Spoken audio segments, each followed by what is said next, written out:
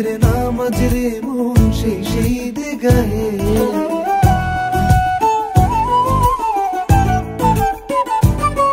আজ পড়বে ঈদের নামাজ রে মন সেই ঈদ গাহে।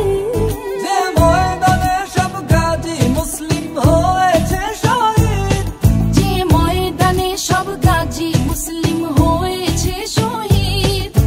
রমজানের ওই রোজার শেষে এলো খুশির ঈদ, তুই আপনাকে আজ বিলিয়ে দেশ